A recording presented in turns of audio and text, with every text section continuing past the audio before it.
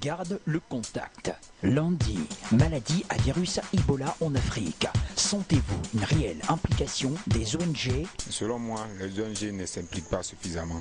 Mardi, maladie à virus Ebola. La mobilisation internationale porte-t-elle fruit? Moi, à mon niveau, je vois que le message passe. Mercredi, promotion d'œuvres artistiques en Afrique. Créer le buzz fait-il réellement décoller? Créer le buzz aujourd'hui est un grand moyen aussi pour se faire connaître. Réagissez en direct. On garde le contact sur RTI2. Vous avez enfin la parole. Des millions de dollars engagés dans la lutte contre la fièvre hémorragique à virus Ebola, l'envoi de plus de 3000 militaires américains au Libéria, la France qui va construire un hôpital militaire en Guinée, autant de moyens déployés pour lutter contre la fièvre hémorragique à virus Ebola. Est-ce que tout ce déploiement de moyens financiers et de moyens humains arrive à produire fruit ou est-ce qu'il est encore trop tôt pour s'intéresser à la question? Madame, Monsieur, toujours est-il que vos avis nous intéressent ici au 22 42 54 et si vous nous appelez de l'étranger, vous précéderez ce numéro du plus 225 pour nous dire si on avance ou si on n'avance pas du tout. S'il s'agit du statu quo, vous allez nous donner les raisons, les chiffres et si on avance, vous allez également nous donner les raisons et les chiffres. 22 42 54, c'est le numéro de téléphone. Facebook.com/on garde les contacts et Patrick va se faire fort de relayer vos réactions. Madame, Messieurs, nous sommes en plateau avec des invités et chroniqueurs. Elle est toujours avec nous. Elle se nomme Soumaye, Madame Soumaye Larissa. Elle est présidente fondatrice d'une ONG qui est engagée dans la lutte contre la fièvre hémorragique à virus Ebola. L'ONG a d'autres domaines d'intervention, mais l'urgence fait que vous avez mobilisé les moyens, les énergies aussi, vos hommes pour faire de la prévention et aussi lutter contre la fièvre hémorragique à virus Ebola. Bonjour. Bonjour. Merci de répondre à notre invitation pour une seconde fois. Là, on vous met en contribution. Je pense que l'urgence demande cela. D'accord. Voilà, merci beaucoup. Aujourd'hui, on va s'intéresser à la mobilisation internationale, si elle porte fruit ou non. On va répondre à la question très bientôt. En face de vous, M. Ismaël Diop. Bonjour Ismaël. Bonjour Mohamed. Voilà, vous êtes à fond sur la question de la maladie à virus Ebola depuis 2 mois sur ce plateau. Nous avons ensemble parcouru les impacts de la maladie sur la société africaine, sur le monde entier. Nous avons parlé de la fermeture des frontières. Nous avons parlé aussi de la solidarité africaine qui est mise à rude épreuve. On a aussi parlé des petits business qui se créent autour de la psychose liée à la maladie à virus Ebola. Donc aujourd'hui, on verra si et seulement si la mobilisation internationale porte fruit. Bonjour encore une fois. En tout cas, merci d'être là. Et à côté de vous, nous avons Patrick Ndiakan. Bonjour Patrick. Oui, bonjour Ahmed, bonjour aux téléspectateurs et bonjour aux internautes. Voilà, le relais Internet est assuré par vous. Vous avez dépassé le cap des 10 000 abonnés. Oui, je suis fier de le dire d'ailleurs. Et ceci a été réalisable grâce à vous, parce que vous aimez cette émission et vous aimez poster vos avis sur notre page Facebook. Oui, on se rend compte aussi que la jeunesse est là à un fort taux de pourcentage. Donc, on a une jeunesse consciente, intéressée par les questions sérieuses. Parce que l'avenir se joue là aussi. Justement, voilà. justement. L'Afrique débarrassée de tout l'État, de toutes les lourdeurs et une Afrique faite de personnes averties et de têtes fortes. Merci. Une tête bien faite est un atout pour l'existence, comme le disent les sages. En face de vous, Patrick, nous avons le révérend Makosso. Bonjour, révérend. Bonjour, Mohamed. Très bien. Tout à l'heure, hors antenne, vous dites qu'en mois de décembre, vous allez jouer une grande finale. Ça, c'est en marge de ce qui va se passer tout à l'heure. Vous allez investir le stade Félix Houphouët-Boigny. Le 27 décembre, avec l'archevêque Assid Azito, c'est plus de 35 000 personnes qui seront attendues. Et la campagne va démarrer exactement d'ici 2 semaines. Très bien. Et ça, c'est une parenthèse. Aujourd'hui, vous êtes là pour l'identification et la formation des pasteurs. Exactement. Et ça, c'est désormais une habitude de corps pour vous et nous ici. Tous les mardis, on vous reçoit pour inviter les uns et les autres tous les mercredis à l'église évangélique de la bénédiction d'Adjamé, une église climatisée. Merci à chaque fois de le rappeler, oui. Mais il faut dire que Mohamed, le 27 décembre, certes, c'est un grand rassemblement historique.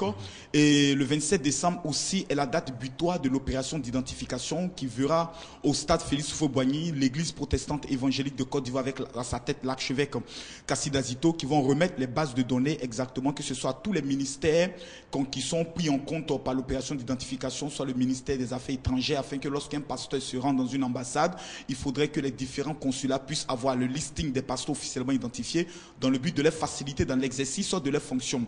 Parce que le plus grand problème que certains pasteurs traversent au niveau des ambassades, c'est que souvent, moi j'ai eu une rencontre avec l'ambassade, plutôt le consul de France qui me disait, le problème que nous avons avec vous les pasteurs, c'est que vous faites un travail à but non lucratif, ça veut dire que vous n'avez pas de salaire. Comment justifier auprès de Paris que vous êtes rémunéré? J'ai dit non, nous vivons des offrandes. Il dit mais qui met sa main dans la corbeille pour vous remettre l'argent?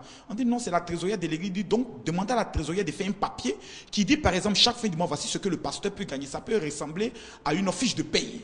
Donc c'est des petites choses comme ça qu'il est plus qu'important que les pasteurs puissent savoir lorsqu'ils sont officiellement identifiés. C'est des petits tuyaux que nous les donnons et nous veillons à ce qu'un pasteur identifié ait aussi ce qu'on appelle une assistance juridique.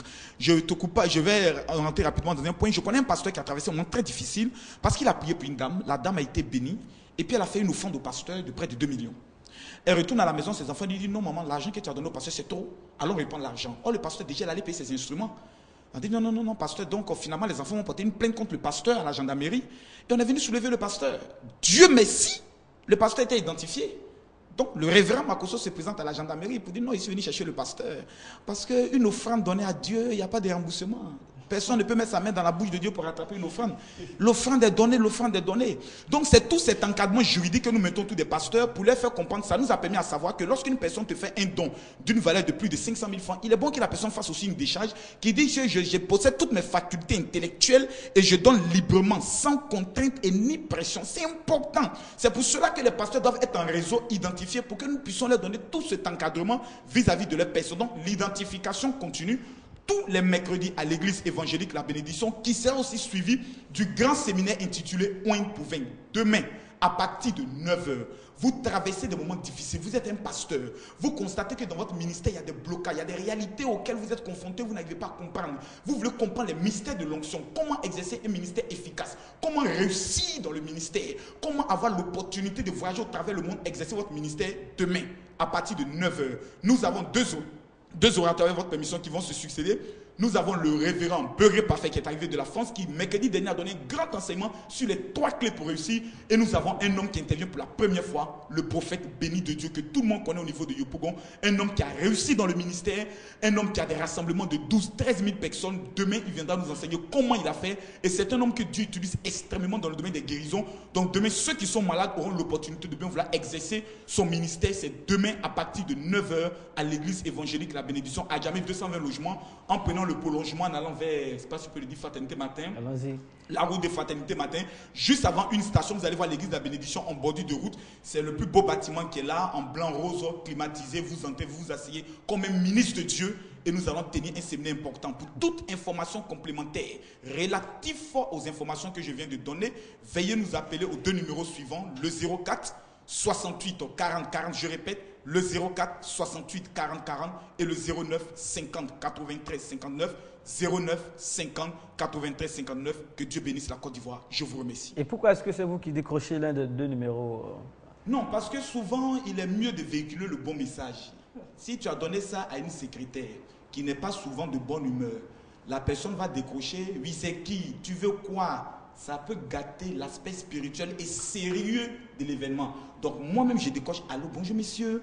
Oui, il faut donner de l'importance aux personnes qui appellent et c'est des choses que nous enseignons sur pasteur. Ouais. Surtout, il ne faut pas bloquer les offrandes aussi, pas la mauvaise humeur, tout ça. Non, Mohamed, ne parlons pas d'offrandes sur l'antenne. C'est trop sérieux. C'est sérieux. C'est sérieux là. Non, bientôt je viendrai pour vous enseigner. Parce que non, l'offrande est sérieux. C'est sérieux. Parce que moi-même en tant que pasteur, je fais des offrandes aux veuves et aux orphelins. Parce que la Bible nous enseigne que la religion vraie, c'est de s'occuper des veuves et des orphelins. Raison pour laquelle nous enseignons aux pasteurs de prendre l'argent de l'église pour donner de l'emploi aux fidèles qui viennent. Et c'est ce que je fais pendant 15 ans. Je me tue à expliquer ça aux pasteurs. Le temps de prendre les offrandes pour s'acheter le costume de 500 000, 600 000 est dépassé. Les pauvres femmes sont dans l'église, elles ont besoin de 50 000 francs pour vendre un peu de toffee. torfille, ça peut rapporter de l'argent. Non, c'est ce qu'il faut enseigner. C'est pour ça que tu ne vas jamais me voir dans un costume de... Je vais à Djamé, je vais avoir mon élément, avec mes 30, 40 000 francs, je suis bien habillé. Qui ne va pas me respecter pendant qu'il me voit? D'accord. Alors, l'argent peut servir à créer de l'emploi dans nos églises. 04 68 40 40 09 50 93 59. Exactement. Vous venez du Congo, vous étiez récemment au Congo. On va vous mettre à contribution. Vous dites que l'émission a bonne réputation là-bas. Oui. On vous en remercie et on remercie les Congolais connectés si on garde le contact. Alors, est-ce que vous avez remarqué ou senti l'implication des ONG dans la lutte contre la fièvre hémorragique, la virus Ebola? En Côte d'Ivoire, c'est pratiquement la première fois que j'entends que des ONG sont en train de se mobiliser, puis c'est vraiment à saluer. Mais depuis que j'ai appris que le virus Ebola frappe au niveau des États-Unis, de l'Espagne et puis de la France, je suis serein. La solution sera trouvée. D'accord.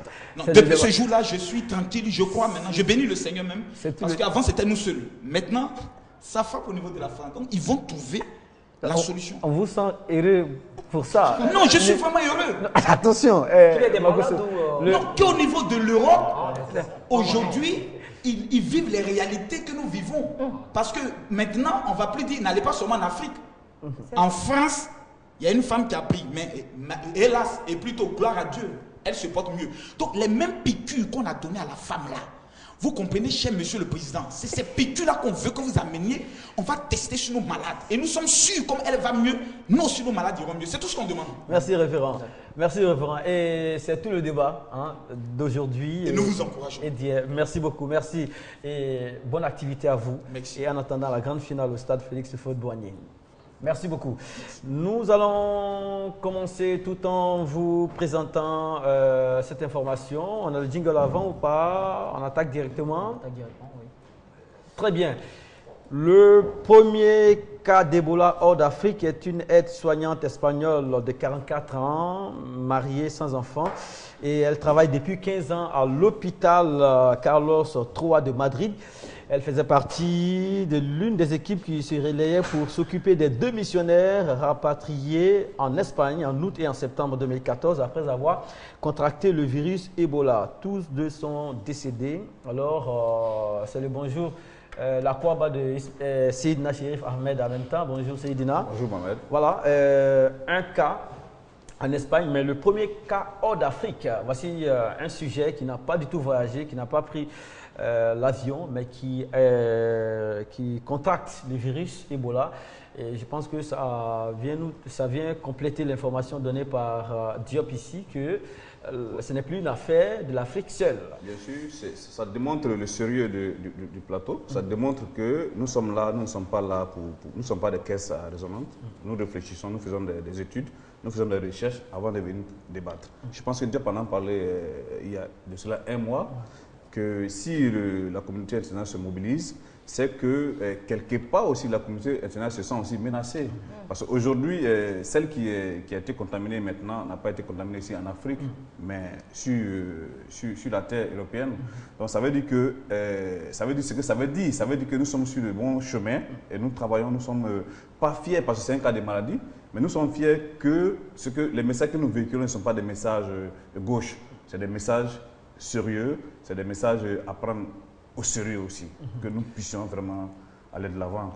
Il s'agit d'un cas quand même qui n'a jamais été en Afrique, mais qui a été au contact de 2 cas contaminés ici sur le sol africain, mais décédés, Diop. Oui, c'est le cas de 2 missionnaires. Et donc l'un est décédé en septembre. Et pour la première fois, c'est une contamination directe depuis l'Europe. Et comme je le disais, il faut combattre le mal depuis la base. Et puis après, tout le monde entier sera tranquille. Parce que c'est difficile de contrôler les voyageurs. Parce qu'on dit que c'est entre 2 et 21 jours d'incubation. Donc, il a le temps de pouvoir se déplacer, aller dans un autre pays et après faire la maladie. Et à partir de ce moment, on commence à comprendre, c'est pourquoi je disais que l'axe de communication change. On commence à dire maintenant qu'on ne meurt pas forcément d'Ebola, ça commence à être clair. On commence à dire que c'est lorsque la personne fait vraiment la maladie qui peut contaminer. Donc, vous voyez maintenant qu'on commence à désamorcer la bombe. La dangerosité diminue. Oui, on commence à désamorcer la bombe pour que... pour éviter que il y ait la panique. Il y ait la panique. Mais en temps, je ne veux pas critiquer pour critiquer, mais c'est pour dire qu'on doit prendre conscience et on doit savoir comment on communique souvent les maladies quand il existe. Madame Soumaïa Larissa, vous êtes fondatrice d'ONG, vous êtes active dans la lutte contre la fièvre hémorragique à virus Ebola. Comment expliquez-vous la réaction de Makosso tout à l'heure? Certains Africains se disent, enfin, ils sont concernés, donc on va trouver le remède. Vous justifiez ça par quoi? Je veux dire que on doit lutter pour circonscrire le mal, éviter que ça se propage. Ça, c'est la lutte que nous faisons tous les jours, mais c'est une propagation qui soulage, entre guillemets, certains Africains qui trouvent que finalement, bon, comme on n'est plus le seul à être concernés, le remède sera rapidement trouvé. Comment vous justifiez ça? Oui, je justifie parce qu'en fait, au début, on a été un peu frustrés. Je peux dire les Africains étaient un peu frustrés parce que la communication partait plus sur l'Afrique. Non, on ne partait pas à l'Afrique parce qu'en Afrique, il y a telle maladie, telle maladie. Aujourd'hui, c'est en Europe, donc il y aura un seul message à véhiculer à la population, comme africains, comme européens. Donc, moi, je dis, entre griffes, on est un peu soulagé que ça prenne un peu partout pour nous aider aussi parce que si ça restait seulement en Afrique, là, les gens n'allaient pas se débattre. Hein. Bon, c'est un peu contre les gens ma part, c'est une expression de faiblesse. Non, ce n'est pas une expression de faiblesse, parce que négatif. Si le peuple africain doit avoir son salut, du fait qu'il y a des Occidentaux qui ont été touchés et qu'on découvre la maladie, ça veut dire quelque part que nous démontrons notre faiblesse vis-à-vis... Monsieur, non, je viens. Nous démontrons notre faiblesse vis-à-vis de notre propre sécurité. Je serais très heureux si on disait que, écoutez, un médecin ou un chercheur africain a découvert comment on appelle, le médicament qui est en train de nous soigner. Je vais applaudir cela.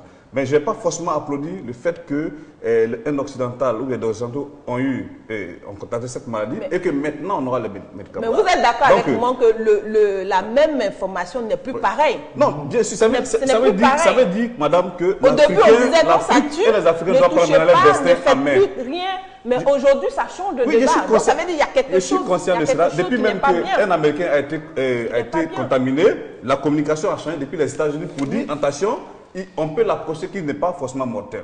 La communication a changé. Mais ce que je veux dire que l'Afrique est un continent de 54 États avec des intelligences. Et je veux dire qu'il faut que nous puissions prendre notre destin en main désormais. Est-ce que vous comprenez? C'est ce que je veux dire par là. Je n'en discute pas, mais je pense qu'en Europe, quand même, il y a toutes sortes de développements. Ils ont du matériel, ils ont toutes les capacités de pouvoir rechercher cette maladie. Je pense que quand tu as ton enfant malade et l'enfant du voisin malade, c'est très différent. C'est très différent de la manière dont tu prends la situation. Pour elle, le salut peut venir d'ailleurs. On ne veut pas ce que combat Seydina Chérif Ahmed qui souhaiterait que aux maux africains, il faut trouver des remèdes africains également. Qu'on leur donne aussi les moyens. Le malheur peut servir, comme le président de la Guinée a dit, peut servir d'axe pour atteindre le bonheur. Aujourd'hui, on se rend compte que notre système sanitaire est très faible et défaillant. Du coup, et puis on est très individuel en Afrique. Et c'est pourquoi on n'est pas assez fort. Parce que si on se mettait ensemble, comme je dis, et on anticipait, tout ça, ça n'allait pas retomber sur nous. Aujourd'hui, c'est bien aujourd'hui que ça arrive. Qu'est-ce qu'on fait? On se prépare à d'autres choses. Pour ne pas qu'on soit encore le truc à parenthèse surpris. C'est pourquoi je dis, Seydina, cette fois-ci, on va assumer notre responsabilité dans cette histoire. Bien sûr, voilà. Tu me rejoins. Voilà. Il faut qu'on assume. Donc, tout ce qui vient derrière, on doit l'accepter. Si on dit que jusqu'à preuve du contraire, il n'y a aucun Africain, tu sais qu'on a à peu près les mêmes convictions. Jusqu'à aujourd'hui, il n'y a aucun Africain qui a proposé quelque chose de concret. Si on ne peut pas le faire individuellement, il faut qu'on se mette ensemble. Et jusqu'à présent, on a l'impression que les États n'ont pas encore compris. Parce qu'ils sont tous, chacun dans son pays essaie de faire quelque chose, ça ne fonctionne pas comme ça. Même l'Europe, qu'on dit entre guillemets développée, ils se mettent dans une union pour être puissants au monde. Bien sûr, nous disons la même chose. Nous disons la même chose. C'est ce que je déplore. Je dis que l'Afrique, c'est, selon eux, 54 États et des intelligences, un capital humain très important. Il faut qu'on ait le courage de le dire. Et si on a un problème et que tout le temps, la solution vient d'ailleurs, il y a problème. C'est pour ça que les chercheurs, que ce soit les chercheurs, que ce soit les décideurs africains, en guillemets, dorment. Ils dorment en confiant la vie de leurs compatriotes aux autres. Je dis en guillemets. Mais les moyens, qu'est-ce que c'est que les moyens? Les moyens, ça se crée. On dit l'Afrique. Madame, on dit l'Afrique. Les médecins africains ont la possibilité de le faire, mais ils n'ont pas les moyens. Mais ils n'ont pas les moyens. Mais l'État européen met des moyens à la disposition de leurs chercheurs pour pouvoir faire des recherches. On a le droit aussi de demander à nos États de mettre les mêmes moyens à disposition. C'est ce que nous disons. Il faut qu'ils le fassent. Je vais vous poser juste une question. Oui. Bon, ce n'est pas une question, je vais juste faire une petite analyse. Vous voyez, il n'y a pas longtemps, des bénévoles sont en train de s'inscrire pour venir sauver des vies. Ils sont en train de se faire former. Qui d'entre nous, en Afrique ici, va décider d'aller en Guinée, se faire former, aller en Guinée sur le terrain ou ça? On refuse de prendre nos responsabilités. Parlons des ONG. Aujourd'hui, les premières ONG qui ont décrié le problème, qui ont dit que Ebola est en train de tuer, c'était des ONG venant d'ailleurs. Localement, il y a les ONG, la plupart sont politisées. Donc, ils sont dans la ligne de communication des gouvernants. Quand la Guinée a dit que le virus Ebola est circonscrit, toutes les ONG localement, ils n'ont pas décrié. Ils ont tous suivi ce que le président a dit. Donc, aujourd'hui, je pense que les ONG, il y a certains qui sont bien. On le voit, il y a certains qui interviennent et qui travaillent bien. Mais vous devez prendre vos responsabilités parce que c'est une organisation non gouvernementale. Vous devez prendre vos responsabilités, mener vos propres enquêtes, envoyer des documents concrets pour dire il y a nécessité, par exemple, de communiquer dans telle ou telle zone. Parce que si vous ne prouvez pas qu'il y a nécessité de communiquer, ce n'est pas l'État qui va vous donner les moyens pour communiquer comme ça. Et l'autre chose, je ne suis pas d'accord. L'autre chose, l'autre chose, ce n'est pas l'État qui finance les ONG.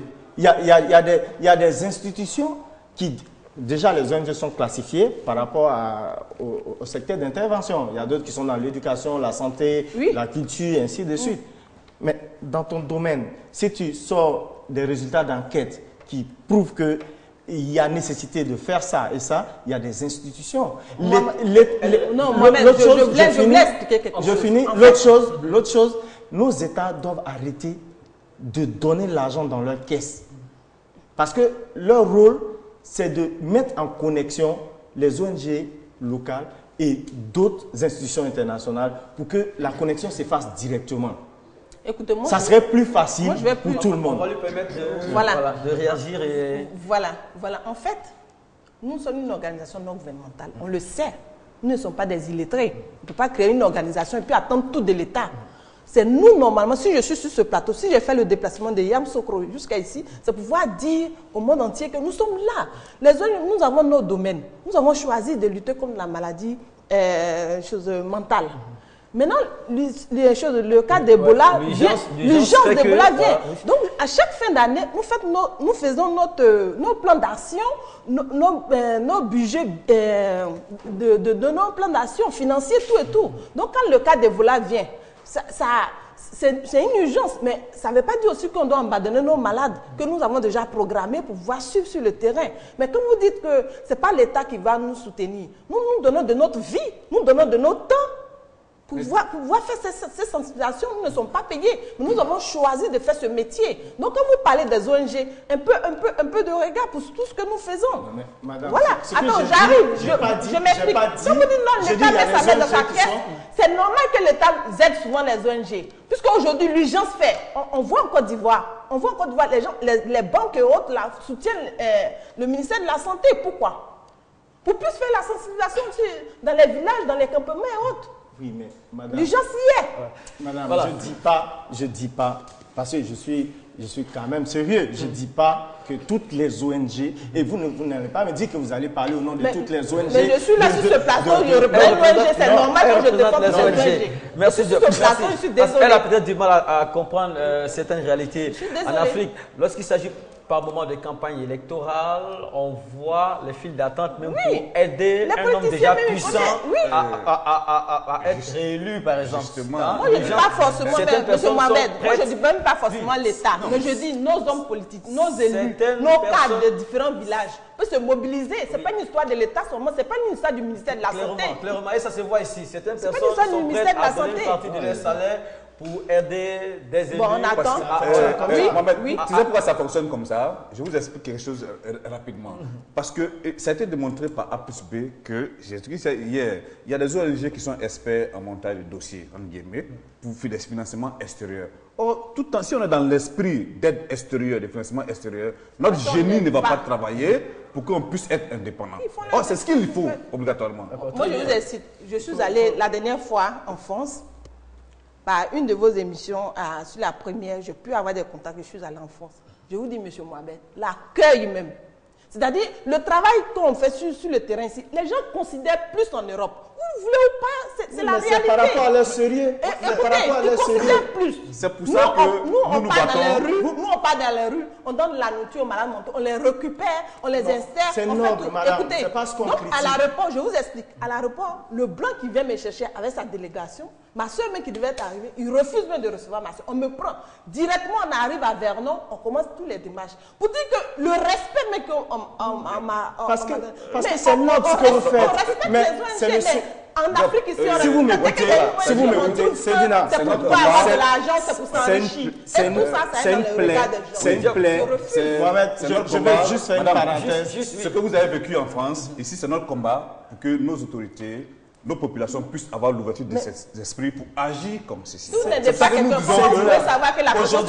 Aujourd'hui, les collectes, par exemple, pour aider les enfants en Europe, ça ne marche plus. Parce qu'il y a beaucoup d'ONG ici qui n'ont pas montré leur sérieux. Je ne dis pas que tous les ONG ne sont pas sérieux. Vous voyez, localement, il y a eu beaucoup de détournements. Ce n'est pas aujourd'hui que ça a commencé. Ça a commencé il y a des années. Si vous voyez que Médecins sans frontières et d'autres ONG sont respectés, c'est parce qu'ils mènent des actions jusqu'au bout et il n'y a pas de faille. Même s'il y a des failles, c'est des failles vraiment difficiles à voir. Merci Diop, merci. L'implication des ONG sur le terrain, c'était le sujet d'hier. Elle est avec nous, hein, Madame Soumaye Larissa, présidente fondatrice de l'ONG Lumière et Vie.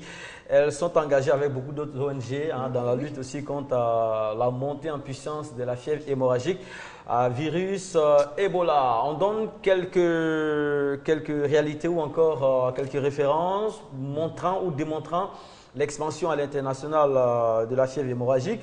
Les États-Unis ont enregistré les premiers cas le 30 septembre 2014.